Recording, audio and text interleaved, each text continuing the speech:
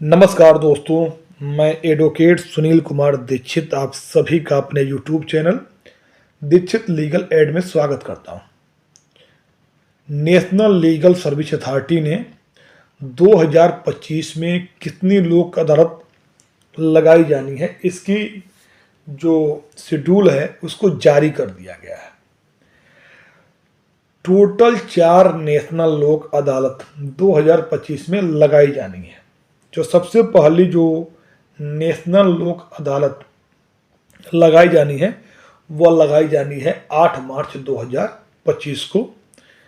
दूसरी नेशनल लोक अदालत 10 मई 2025 को। तीसरी नेशनल लोक अदालत 13 सितंबर 2025 को। और चौथी नेशनल लोक अदालत 13 दिसंबर 2025 को लगाई जानी है। कभी कभी स्टेट लीगल सर्विस अथॉरिटी के द्वारा स्पेशल लोक अदालत का भी आयोजन कर दिया जाता है।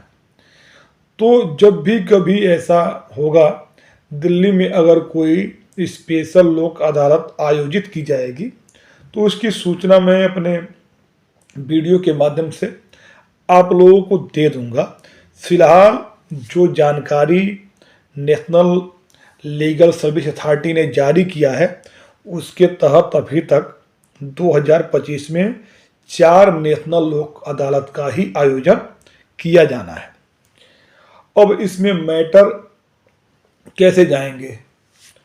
अगर किसी के ऊपर कोई आपराधिक या क्रिमिनल मामला है और वो कंपाउंडेबल ऑफेंस के तहत आता है, अब इसकी जानकारी कैसे होगी कि कोई मामला कंपाउंडेबल ऑफेंस में आता है या नहीं आता है? अगर किसी के भी ऊपर कोई क्रिमिनल मैटर चल रहा है आईपीसी के तहत, जिसमें आईपीसी की धाराएं लगी हुई हैं, तो उस केस में सीआरपीसी की धारा 320 में एक लिस्ट बनाई गई है, एक चार्ट दिया गया है। उस चार्ट में अगर आईपीसी का वह सेक्शन आता है तब उसको हम कंपाउंडेबल ऑफेंस मानेंगे और वो मैटर लोक अदालत में लगा के ख़त्म कराए जा सकते हैं अगर दोनों पार्टियों में आपसी समझौता हो जाता है तो। लेकिन अगर किसी के ऊपर जो क्रिमिनल मैटर है वह भारतीय न्याय संहिता के तहत दर्ज किया गया है, 1 जुलाई 2024 के बाद का मामला है, तो उस केस में भारतीय नागरिक सुरक्षा संहिता की धारा 359 में एक चार्ट दिया गया है। उस चार्ट में अगर वह सेक्शन आता है तो अभी समझौता योग्य है। अब ऐसे मामलों में जिस भी कोर्ट में आपका मैटर चल रहा है उस कोर्ट में एक एप्लीकेशन लगानी है कि आप अपने मामले का जो निपटारा जो है समझौते के माध्यम से करना चाहते हैं लोक अदालत में। तो जो संबंधित जो कोर्ट है वह आपके मामले को लोक अदालत में मार्क कर देगी यानी लगा देगी और 8 मार्च को लोक अदालत में जाकर या किसी भी लोक जो डेट है लोक अदालत की उस डेट पे जाकर दूसरी पार्टी अगर समझौते के लिए तैयार हो जाती है तो आप अपने मामले का निस्तारण कर सकते हैं। आपराधिक मामलों के अलावा जो चेक बाउंस के मामले होते हैं या रिकवरी के जो मैटर होते हैं, चाहे मोटर दुर्घटना के जो मामले होते हैं या बिजली चोरी से संबंधित जो मामले होते हैं, सभी मामले लोक अदालत में लिए जाते हैं।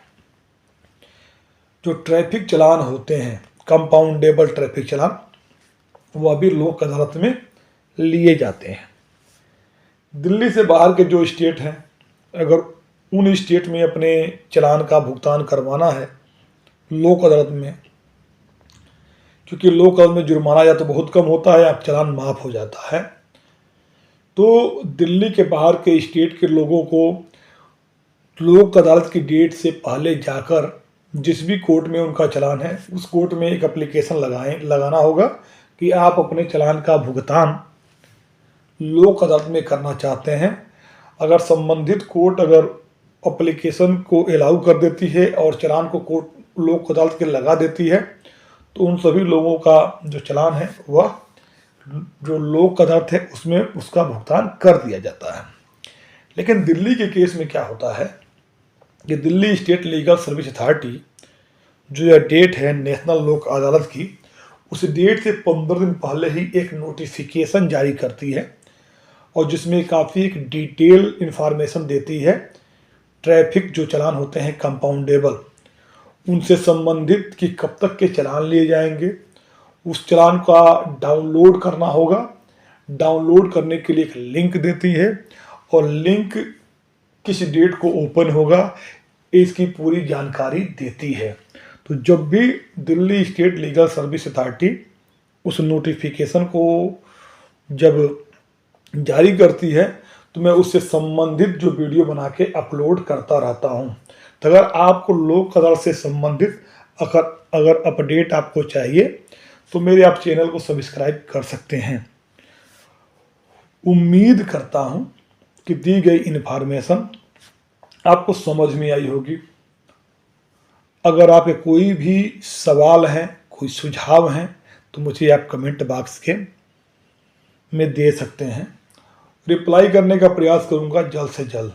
आप लोक अदालत की अपडेट के लिए मेरे व्हाट्सएप चैनल को भी ज्वाइन कर सकते हैं, क्योंकि व्हाट्सएप चैनल पर मैं सिर्फ लोक अदालत की जो भी अपडेट होती है छोटी बड़ी सभी अपलोड करता रहता हूं। Thank you for watching.